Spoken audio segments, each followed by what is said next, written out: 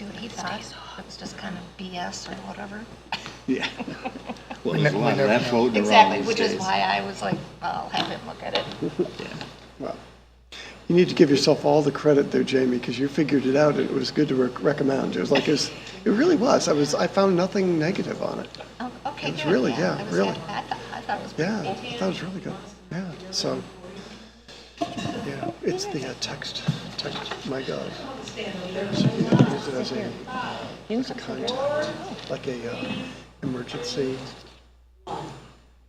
Reach out to text. I'd like to welcome everybody to our regular scheduled Oscoda Township Board meeting for October 23rd, and call this meeting to order. And we could start with the Pledge of Allegiance, if you could stand as able. I pledge allegiance to the flag of the United States of America and to the republic for which it stands, one nation, under God, indivisible, with liberty and justice for all.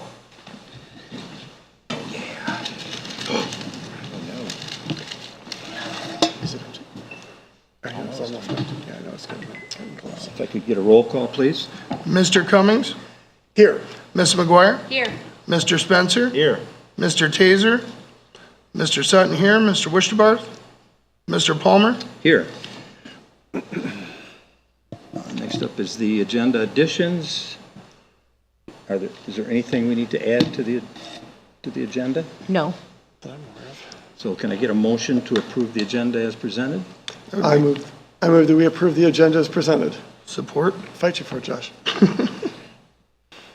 Take it, man. Take it. We have a motion by Mr. Cummings, support by Mr. Sutton. Roll call, please. Mr. Spencer? Yes. Mr. Cummings? Yes. Ms. McGuire? Yes? Mr. Sutton, yes. Mr. Palmer? Yes, motion passed. Next is public comment. We ask that you fill out a card. You'll have 4 minutes. Do we have? I do not. No cards. Okay, moving on. The consent agenda. First is the regular meeting minutes from October 9th. Anybody have any comments or corrections on those? I think Mr. Sutton sent those out, and I know I had a couple of changes on there. Next is the finance, the payment of bills for a total of $65,449.09, which includes the prepaid October 24th of $10,403.57, the check run for October 12th, 2023 of $846.94, check run from October 17th, $54,198.58, the C2R2 payment total of $858,438.37, the sewer bond payment of $97,306.10, and the CWSRF payment of $1,671.25, and the wastewater treatment lagoon bond for payment for $57,485. Are there any questions or concerns about the consent agenda? No. Can I get a motion to approve? I'll move to approve the consent agenda.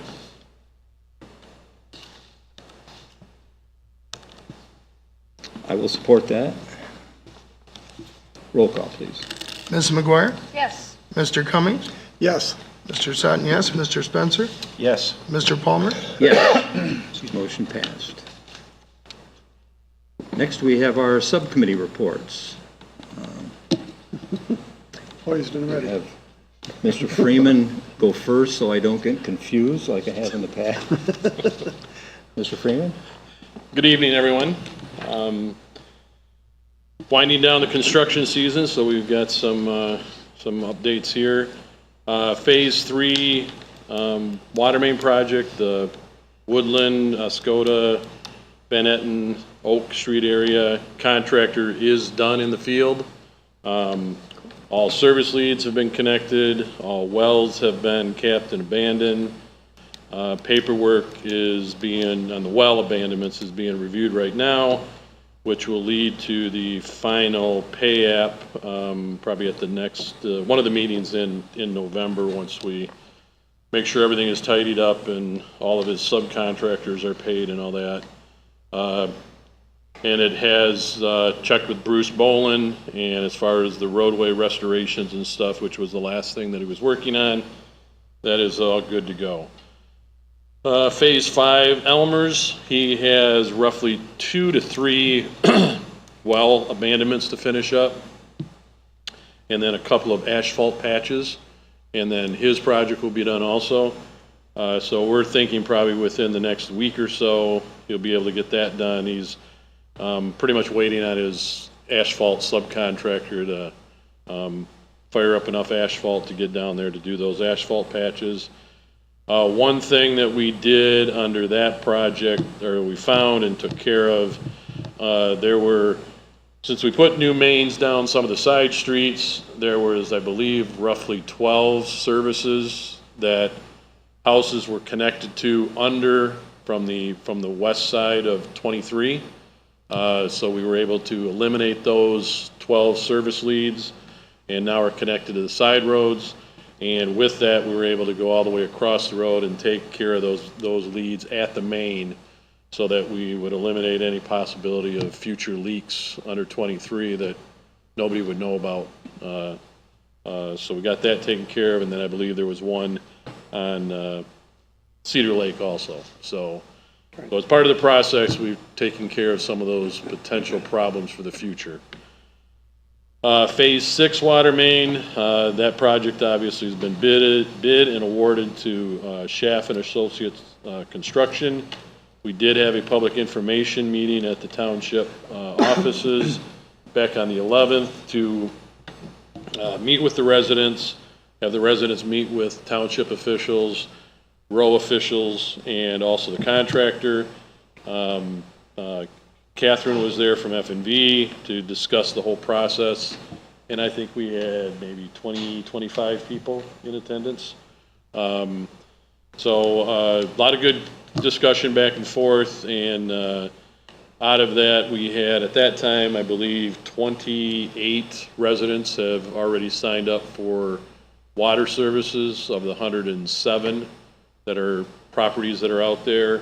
And then today I just got another large stack picked up at the Township offices. I haven't went through them to see, but usually we only get response from people that are signing up, and people that aren't signing up don't bother to send theirs in. But so it looks like very good interest, and looks like the numbers are good. One thing I did go back and verify, and I've had a couple of people read it to themselves, and we have verified that the grant is not phase related as far as the 50% participation. It is the entire project. So even though it looks like we're going to probably exceed 50% participation on phase 6, that's not a requirement. We've got, actually now we've got way more than 50% on these remaining phases. Have not put out to advertise or bid yet the Township-wide service line project. Again, waiting to get a little bit better confirmation on when the remaining meters will be in, because that project is solely dependent on those. So hopefully the latest we had heard was mid-November, I believe, of getting the last of the meters in, and if that's the case, then we'll be getting that project out for bidding sometime hopefully in November. And then depending on weather and such, whether the contractor starts this fall or waits till the spring, we'll find that out. Sanitary sewer system project, the pump station, contractor has poured the pad for the odor control equipment, and he's he did that, I believe, the end of last week, and he's waiting for the delivery of the equipment, and then he'll get that installed. So he feels that there's no delay in getting the equipment, just waiting for it to arrive. So he's thinking that he'll have that wrapped up within the next 2 to 3 weeks. Hull Island, the trust fund board met last week for the public information comment session in Lansing. Got a report back from Julia Butch that Meeting went well. There was just a few minor questions that were brought up, and she was able to answer them. And so that looks like it's going forward good. On their side, as far as the acquisition, the appraisal came in very well. I didn't get what the appraisal came in on the property, but they were happy with the appraisal. So they're moving on now with the formal survey of the property to make sure that the property description and title clearance is all taken care of there. So their acquisition process is well underway and should be wrapped up in due order.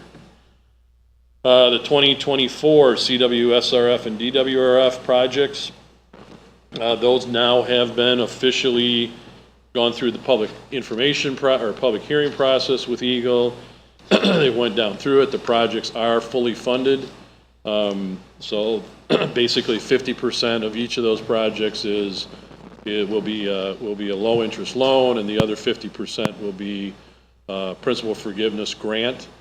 So we're looking at roughly just under $7.5 million, $15 million project on the sewer, $7.5 million loan, $7.5 million on a grant forgiveness or grant project. Water is almost $4 million, so that's right around $2 million each. Another $2 million loan and a $2 million grant forgiveness on that. We're working with Baker Tilly on reviewing the current rates and seeing if there's any adjustments that would need to be done prior to closing on that, and we should be hearing back from them here shortly.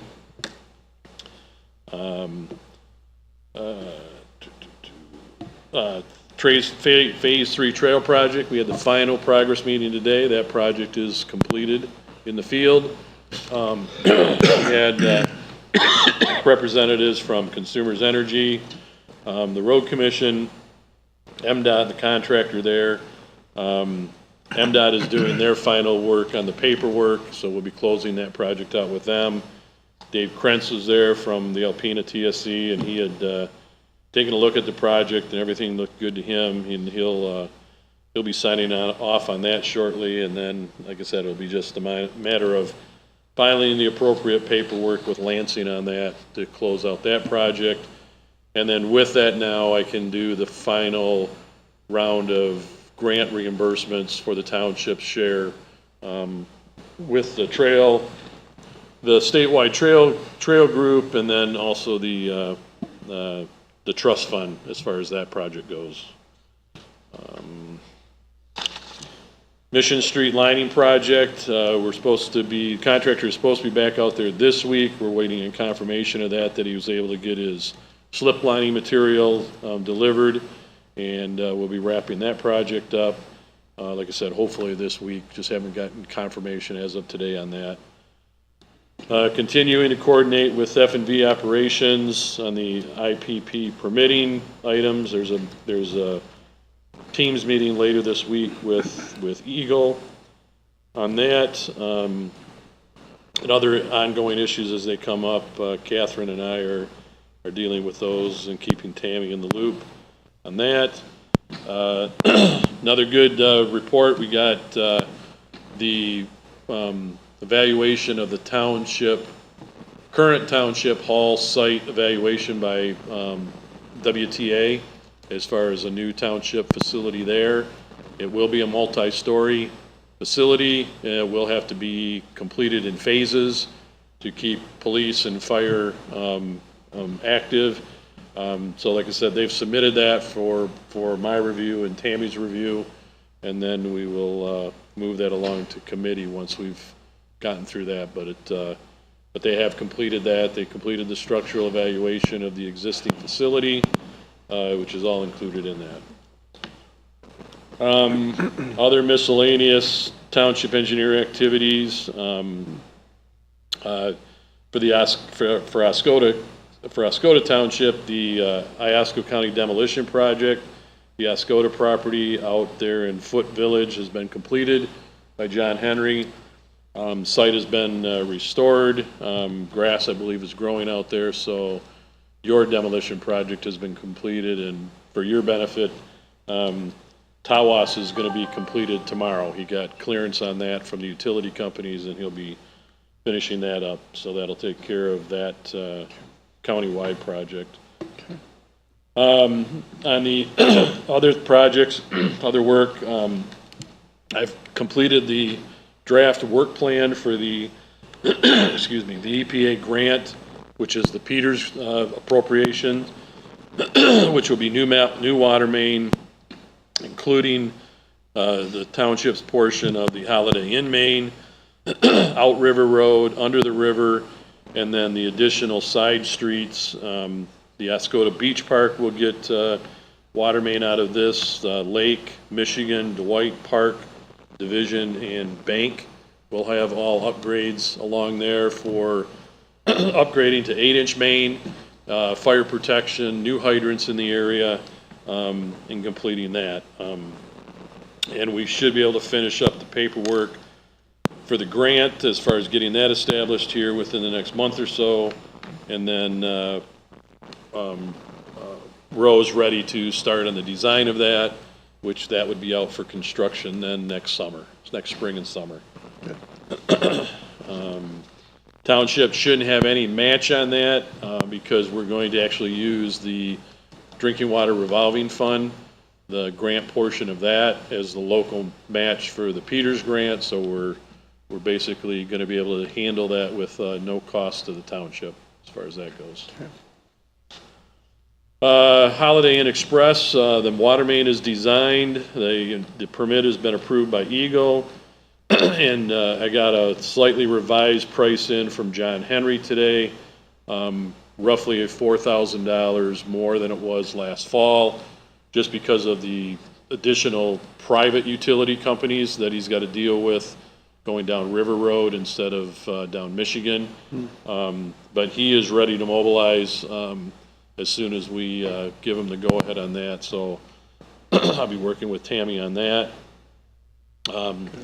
The Holiday Inns has said that they are going to want occupancy in the middle of November. I highly doubt that based on the way the site looks. But if that's their goal, that's their goal. But we won't be holding them up, I guess is the key there. So That's good. and that's pretty much my report. Any questions? Okay, thank you. Yeah, thank you. Any questions, anybody? No. Okay. Thank you, Rick. Yep. Next is the airport, my report from the airport, and I have to report that the airport has a lot of things going on out there. They're continuing to work on the run-up shelter, which is a structure they're building so that the jets can back into that and then throttle the engines up, and it doesn't throw a blast out across the runways and blow out signs and lights and tear up the runway and everything else. It doesn't really look like a lot. If you were just looking at it, it's a huge cement slab, and there'll be steel walls that'll be going up around it. But you have to understand that cement slab is 4 feet thick that they had to pour out there with re-rod and everything in there. So it was quite a project, just the cement part of that. You probably have noticed the Bissonnet Road along in the airport next to F41. They're repaving that. That's been long overdue. Some of you that live on that area may have felt your house shake last week. That was when the machine came in and was pulverizing the concrete road that was out there, and it literally made my house shake. And I think we did have some calls from people wanting to know what was going on that was shaking their house. The airport is working on creating some more properties out there to be able to lease, and their financial year just ended. They're on a fiscal year that starts on October 1st and ends September 30th. And I'm happy to report that they took in more money than they spent, which is always a good thing. Good. So the revenue exceeded their expenses. And that's pretty much my report for the airport. Next is the Planning Commission. Mr. Taser, unfortunately, his wife is in the hospital, so he was not able to be here tonight. ZBA, Mr. Spencer. Still no update? I don't think they've had any meetings. LDFA, Ms. McGuire. I don't have anything either. Okay. EIC, Mr. Sutton. We didn't have a meeting this month, so nothing to report there. Okay. The 911, Mr. Spencer, although he was not able to attend, so I believe Ms. Klein attended that meeting. Yes, I did. So at the Iosco County 911 meeting, we discussed the purchase of an 800 megahertz tower top amplifier to improve radio traffic interruptions for emergency services using the National City Tower. The board approved that purchase, and the purchase now moves to the Board of Commissioners. Evaluations are being conducted, and that was just my reminder for Jeremy in case he had not turned his in yet. And Central Dispatch is getting a new camera system along with 3 brand new doors. I got a tour. It was very, like, a very technical operation in there. I got to see all their equipment that they use, the computers, a lot of, wow. Anyway.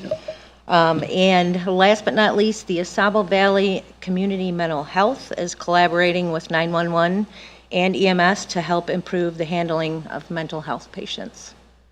So they, I believe, plan on having one person on staff that's actually a mental health worker that they can consult with when it's happening rather than, you know, after the situation's been calmed down, so they can see how the patient behaves when EMS and 911 people have to go. So that's it for that report. Okay, thank you. Since that went so well, going to the HUSRA, we'll let you keep going. On a roll. Okay, so the HUSRA board approved a resolution for Oscoda Township's request for the primary main on Lake Street to become a secondary main. Later in the meeting, the board discussed a proposed process in the future for primary to secondary designation process that was written up by Mr. Christopher Martin, which has been moved to the next meeting as Mr. Martin was absent from the meeting and there were questions regarding the scoring process. So that will be addressed at the next HUSRA meeting. Okay, thank you. Next is the RAB committee, Mr. Cummings. Yes, so the Air Force was in town on Wednesday, August 11th, and their purpose for their visit this time was to discuss something called Alert Aircraft Area Interim Remedial, good Lord, good Lord, I just blanked on the A. Action, thank you very much. The intention here was to discuss how they were going to remediate the PFAS problem. You know, basically it's on the base, right, of course, and what their options were. So they provided 4 alternatives. The first of which, you know, laughingly is no action at all, which of course isn't really one of the actions that was being considered seriously. There were 2 others, which has to do with, 3 others, has to do with hydraulic control using a pump and treat with granular activated carbon. This is a technique that we already have in place. There's a building over there with this kind of equipment in it already that we, I think we inaugurated that some 4 years ago, I think it was, something like that. And of course, what this would involve would be the discharge of that filtered water into our infiltration galleries. That is one alternative. The other is a hydraulic control using pump and treat with GAC. Again, that's granular activated carbon. This time it would be discharging the water into Van Etten Lake. And the 4th alternative is that, once again, the hydraulic control using pump and treat with granular activated carbon, this time discharging to the storm sewer system. So each of these options, with the exception of no action at all, has its own pros and cons. And so this was a discussion that took place at length, and no particular decision, just a presentation. They were out for a month to get public feedback. The public feedback period ended on October 20th, so we should be hearing from the Air Force, some week or two, to see what their answer is going to be based on public feedback and what they've learned from us. Anybody interested in the presentation materials and the proposed plan in detail? I have copies up here if you're interested. I'll give them to you after the meeting. And that is it. Okay, thank you. Next, the Cedar Lake Improvement Board meeting. Mr. Wisterbarth is on for that board. He was not able to attend. Ms. McGuire had a family emergency, so she was not able to attend. So again, Ms. Klein attended that meeting. Lucky me. Okay, so for the first 2.5 hours of this meeting, it was roughly spent on a FOIA appeal, just the first half of it, FOIA, and the fees being charged, which were in the amount of $3,636, half of which was due in good faith of $1,818. We then had a closed session, and after more discussion, the board voted to change the fees to $1,500 with a $750 due as good faith deposit. It was an interesting meeting, to say the least. It was a 4-hour meeting. Wow. Most of which was the appeal on the FOIA fees. There was an update given by the chairperson on the Briarwood Bay project, which involves the dredging of that canal. A survey was sent out to the SAD district residents asking if the dredging was something the CLIB should pursue. 694 surveys were sent out. 358 were received back, with a majority of the votes being no to the dredging. They will be doing an additional survey to decide next steps, and then payment of bills, which was very quick. Okay, thank you. Next was the Utility Subcommittee. Mr. Barth is not here. So I believe that's all the committee reports. Yep. Next, we have the superintendent reports. First is the row engineering invoices. Okay, your packet contains the following listed invoice from Rowe Engineering for services rendered. These invoices require Township Board approval. Invoices 108334 and 108845 were previously approved by the Township Board to be paid after reimbursement. Unfortunately, Unfortunately, we have discovered that reimbursement requests for these invoices cannot be done until 2024. Therefore, I would request that the board reapprove invoice 108334 and 108845 to be paid one-half from Fund 590-000-821.000 and half from Fund 591-000-821.000. Engineering fees. These invoices will be reimbursed in 2024.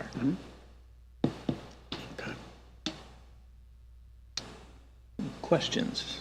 So the first is row invoice 108334. Do I have a motion? I would move to approve payment of invoice 108334, half from Fund 590-000-821.000, and the other half from Fund 591-000-821.000, and for a total of $18,222.96. Support. Thanks. I have a motion by Mr. Spencer, support by Mr. Cummings. Roll call, please. Ms. McGuire? Yes. Mr. Cummings? Yes. Mr. Sutton, yes. Mr. Spencer? Yes. Mr. Palmer? Yes, motion passed. Invoice 108845. I'll make a motion to approve payment of invoice number $108,845 half of the funds coming from Fund 590-000-821.000, and the other half from Fund 591-000-821.000, for a total amount of $9,112.18. So I'd like to ask you to amend the invoice number just verbally. It's, you listed off the numbers. It's not 1,800. It's Yeah, there you go. $108,845. Thank you. There you go. Oh, okay. Thank you, Warren. Support. Invoice number $108,845. There you are. And support Cummings. Sorry, did I leave out the 100 part? Yeah, exactly. Oh, sorry, okay. We have a motion by Mr. Spencer, support by Mr. Cummings. Roll call, please. Mr. Spencer? Yes. Ms. McGuire? Yes. Mr. Cummings? Yes. Mr. Sutton, yes. Mr. Palmer? Yes, the motion passed. Invoice 110448. I got a question about that one. Sorry, I didn't notice it earlier, but what is that general ledger number, 528001? That is the general ledger number Josh created for the ARPA funds. Oh, okay. And that's in an expenditure line? Does it, because expenditure lines are usually further down the list. So is that a liability number then, or? That's how the CPA had me set it Okay. up when I worked. Okay. Usually the expenses start in the 700s. You mean the dot 700? Yeah. Like, The chart of accounts no, like, begin in that band where the range. 528 is, it's usually 700s. Right. So that's just curious. This was, you want to not misunderstand, this was set up for our ARPA funds? Yes. Okay. And it was a line you had to create, right, to account for ARPA? Yes. For those to be separate from You the want to general fund. postpone and ask him about it and No, revisit? if CPA said that's where it goes, it's probably a liability, that's why. Yeah. The money comes in, the money goes I out, would believe be so, my guess. when we were setting it up. All right, To well, keep track I had of the same then I would make a question motion this to morning. approve invoice. Oh, pardon? I'm going to go ahead and make the motion. Oh, go ahead. What? Thank you. I'd make a motion to approve invoice number 110,448, the amount of $3,580 even, to be pulled from account 101-000-528.001. Support Cummings. We have a motion by Mr. Spencer, support by Mr. Cummings. Roll call, please. Ms. McGuire? Yes. Mr. Sutton, yes. Mr. Spencer? Yes. Mr. Cummings? Yes. Mr. Palmer? Yes, motion passed. Next is the Northern Assessing Contract Renewal. All right, your packet contains a proposed contract renewal from Northern Assessing for consultation services. This contract is set to expire November 30th, 2023. Ms. Schweikert continues to be a valuable asset to the township, and I am requesting to renew her contract for assessing services for an additional year, which I should have said assessing consultant services. Right. Sorry. Any questions on this? Just this is just an as-needed thing? and- Yeah. Yes. She has been a valuable asset to the township for many, many years as our Yeah. assessor. Oh, yeah, she's got knowledge goes way back that, We held on to her for over a year after she wanted to retire. Yeah. Yeah. And then agreed to consult with us to help us out with some of our things. So I think it's very important that we try and hang on to her for this contract as long as we can. I agree. So I will make a motion to approve renewing the contract with Northern Assessing for 1 year as presented. Support.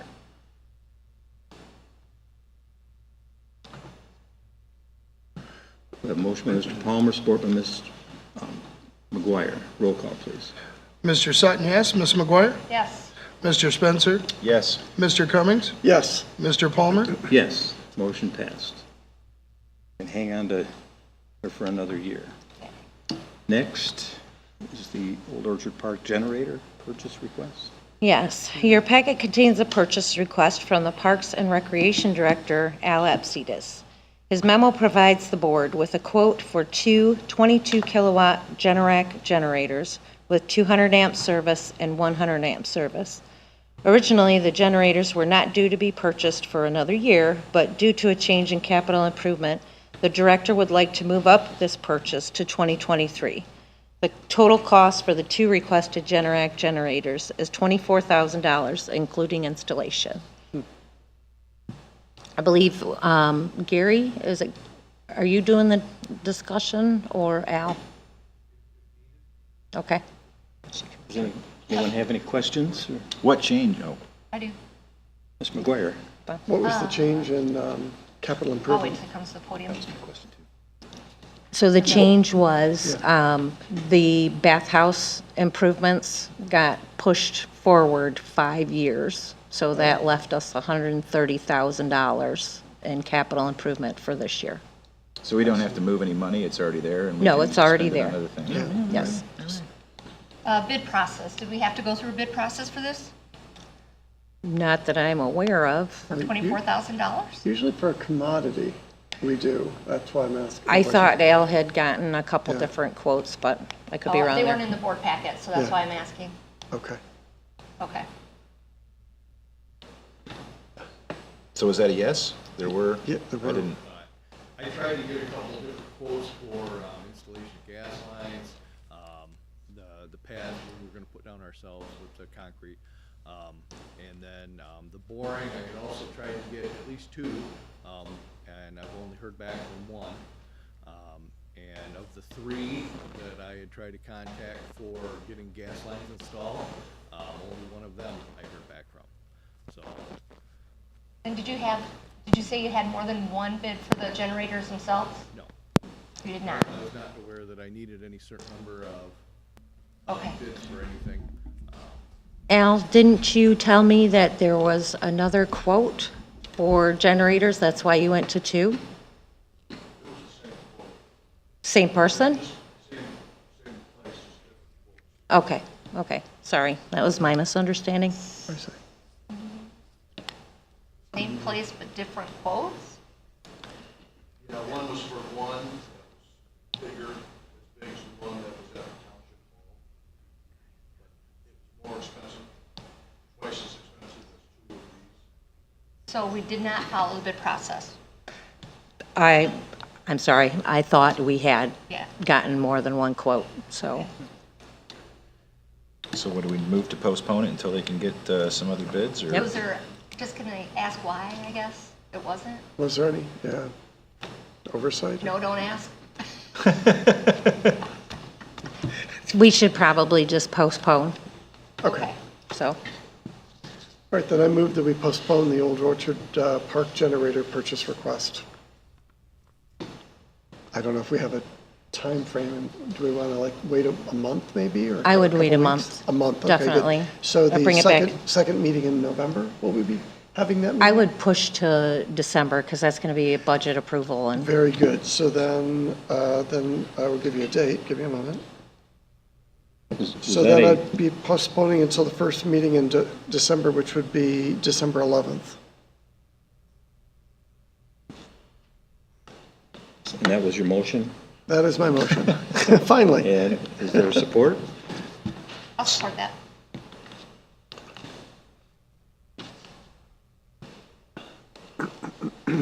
Roll call, please.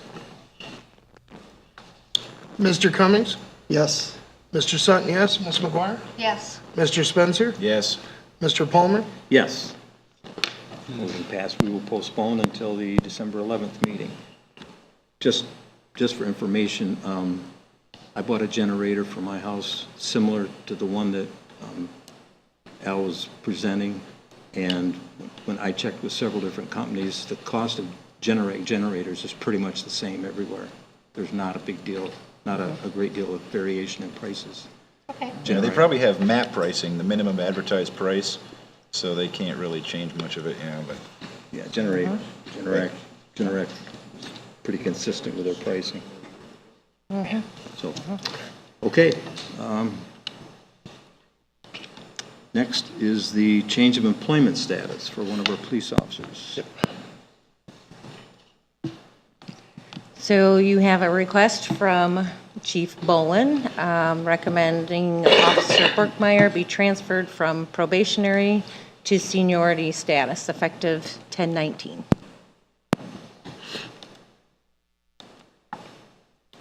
Do I have a motion Any questions, first of all?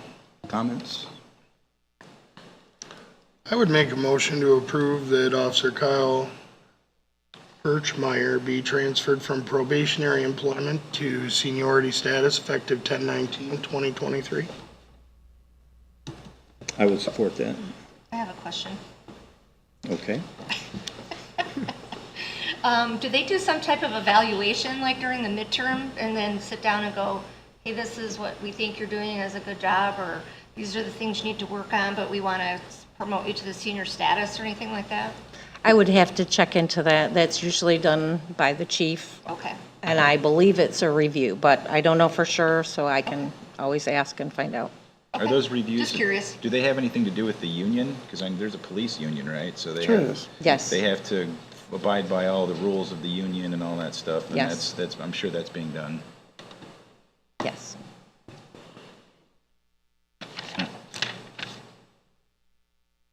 Okay, we have a motion by Mr. Sutton, support by Mr. Palmer. Roll call, please. Mr. Spencer, Yes. Mr. Cummings, Yes. Mr. Sutton, yes. Ms. McGuire, Yes. Mr. Palmer, Yes, motion passed. And that concludes our business. Next is our public comment period. Anyone has a public comment they would like to make? You have 4 minutes. Yes, the young lady in the front here.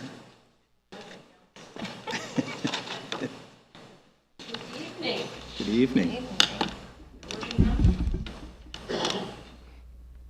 Yeah, I'm going to have to hold on to your paper. Good evening. My name is Mary Reitler from Oscoda, and I have lots of hats, but tonight I am wearing my downtown beautification hat. I am speaking to you on behalf of our group. Today we were in Oscoda downtown, and we were putting up our trick-or-treaters as part of our fall decorations. And we have obviously put up our scarecrows and the other decorations in town, but we always wait till about a week before Halloween to put up our trick-or-treaters. So they're about this tall. You'll see them in various places. We've got one out by the Township sign and some down by Edward Jones. But it occurred to me as we were receiving compliments for the last several weeks on our work that we do, that there's a lot of people behind the scenes that aren't getting recognized, and I wanted to take an opportunity to make sure that those people are recognized, because we are an all volunteer group, and we enjoy our work and what we do, but it wouldn't be possible without the help of a lot of people. Our Scarecrow contest has been very well received. We're very excited about that. We'll be announcing the winner of that on Saturday at 4 o'clock at the Pocket Park after the trick-or-treating. We'd like to give a big shout out to Wayne Netto from Netto's Market in Mankato. We've worked with Wayne for many, many years. He single-handedly cuts down all those corn stalks. This year we ordered 140. So he cut about 140 corn stalks. He baled up about 30 straw bales for us and harvested 30 pumpkins just for our displays. That makes it possible for us to do our displays downtown. And they don't magically appear in the township from Mankato without the help of the DPW staff. And Kenny Kahila and his crew are just amazing. We just depend on them so much. I mean, we, like I said, a bunch of volunteers, a bunch of old gals with some SUVs, but we could never, ever imagine to haul all that stuff from Mankato. So I wanted to let you know how much it's appreciated that the DPW does lend some of its time to help us out with our work as well. We will be their neighbors, hopefully, for quite a while. As most of you are aware, we were at the Awney Medical Center when the township owned it. The township, over the years, and beautification has been in operation over 20 years. It was 9/11 that was precipitated the group, and we've been going strong ever since then. And the township has been extremely generous with finding us space under the township umbrellas of their buildings. And we're currently at the DPW property. When Awney was bought and the township had to vacate, we had to vacate as well. So the end of the building where the emergency department used to be, we had several rooms and all our decorations, and it was just it was a huge job. And I want to thank Ms. Klein. I met with her a couple times, and I said, "Ooh, Tammy, what are we going to do? We have no home. We have nowhere to go." So we started exploring other places and hoping to find a new home. And we are at the water treatment plant, old lab, currently. So we share property with the DPW. We're good neighbors with them. Also want to, gosh, my husband did tell me, you're going to go over time. You always do. To Vinny and Dave at Oscoda Hardware. We always use their corner. They're such community-minded people. They love having us there. So I want to make sure that that I gave them a shout-out too. That's your time, Mary. I know. But thank you, all of you, for your help, and we so appreciate it. Thank you. Thank you. We appreciate your work. Anyone else? Public comment? Okay, board comment. Ms. McGuire. Sure, I'll go first. I just want to remind everybody that tomorrow night at Oscoda High School is Consumers Energy's meeting for Cook and Foot Dam. Even though they've already had the other meeting for the other two dams that are located in Oscoda Township, the other two are tomorrow night for Cook and Foot Dam. The doors open at 5:30 and the meeting starts at 6. Please be there. Please be there to ask your questions. Please be there to show what their plans are, to what they want to do with the river, and that it means something to you. So please attend. Thank you. Mr. Cummings. I have nothing. Mr. Spencer. No, I'm good. Thank you. Mr. Sutton. Good. Good. Okay. I would just, as Mr. Freeman mentioned, the IET Phase 3 bike path is complete. I would like to mention at our last meeting, we're planning to try and put together some sort of a ribbon cutting, grand opening kind of a thing in the spring of this year. The project itself is complete, the path. We do have a couple of signs that we need to get put up. We're looking to get a kiosk that will go on the property across from the high school where the Phase 3 of the bike path begins. So those are a couple of things that we'll be doing going forward, but we are planning, and it was at the bike IET meeting last Thursday that it was suggested someone needs to head up the effort to put this in progress for the spring at some point. So I think Mr. Lewis was talking to Oscoda Township when he said that. So I think we will have to look to put together some sort of a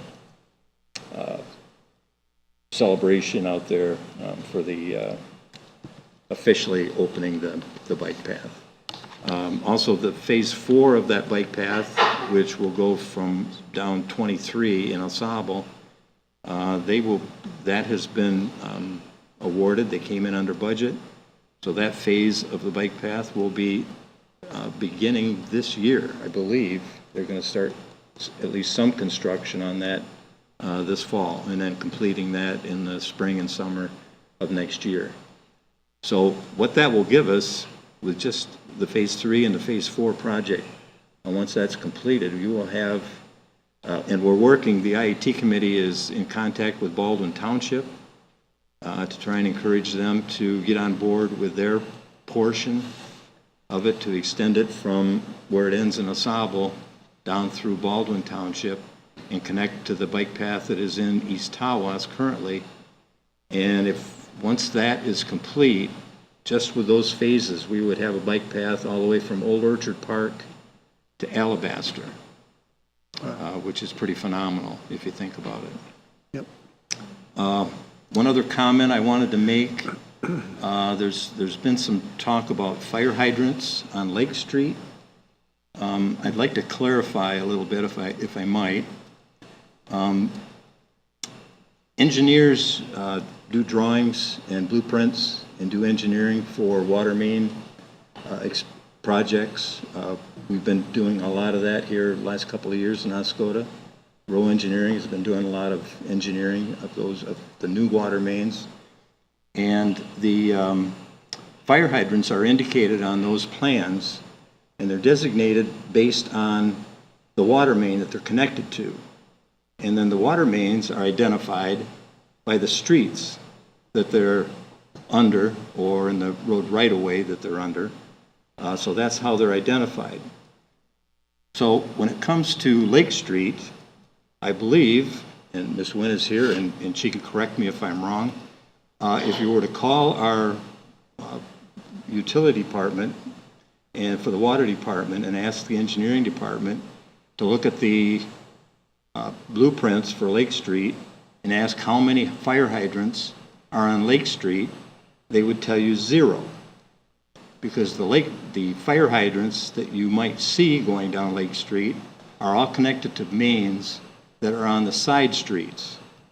Now this whole discussion came up when I mentioned that Ms. Klein had been persistent and continued to push HUSRA to change the primary main that goes down Lake Street in Oscoda, to get that converted to a secondary main. And what that means is, as long as it's classified as a primary main, then it belongs to HUSRA, and we can't tap into it for anything. If it's a secondary main, then it belongs to the township, and we can use that to tap in fire hydrants. And the problem with the fire hydrants we have currently, all of those being tapped into the side streets are in water mains that are either 6-inch or 4-inch mains, which are undersized. The minimum requirement for a fire hydrant is an 8-inch main, minimum. The problem you get if you have a fire hydrant and if you had a major fire and you were trying to pump water out of a 4 or 6-inch main, number one, the fire department wouldn't have adequate pressure to fight the fire if it were a large fire. And we're talking about our downtown area where buildings are close together and a fire would create an immense problem, and you would multiply that problem if the fire department didn't have adequate water pressure. One of the other problems that you get, if you deplete the water pressure in a line, then you create a boil water situation, because once you lower the pressure in that line, that then allows for contaminants to come in there, and that's where we get these boil waters when we have a main break and the pressure is depleted. So then you end up with a boil water situation. And then on top of that, it could collapse the line altogether if there's not sufficient water in the main.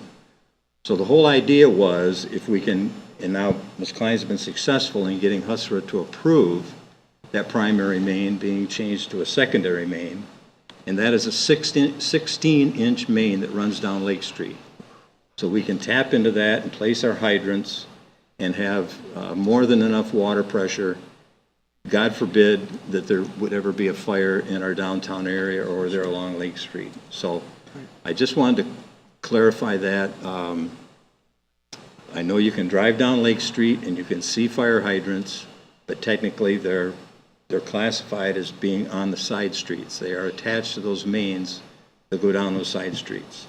If you go farther down Lake Street into Au there are some fire hydrants that are located on Lake Street because they have a main that they tapped into for those. But in Oscoda, there are not. So I just wanted to clarify that whether I, misspoke myself, and I don't need help pointing out that I make mistakes from time to time, I certainly do. But the main point here is that the fire hydrants that are there are insufficient, and they need to be plugged into a more sufficient, and this has been a concern of our fire chief for a very long time. This has nothing to do with the hotel. Our fire chief has been talking about this problem for probably years, I guess. It's been a long time, and he's recognized this problem, that if we ever had a fire, they wouldn't have sufficient water in those hydrants to be able to deal with it. So now we're able to, since we have this 16-inch main, we can tap into down Lake Street. Now we can actually put fire hydrants on Lake Street. So that's my comment. Thank you. Is there anything else? Thank you. With that, I will call this motion to adjourn. So moved. We are adjourned. 7:26.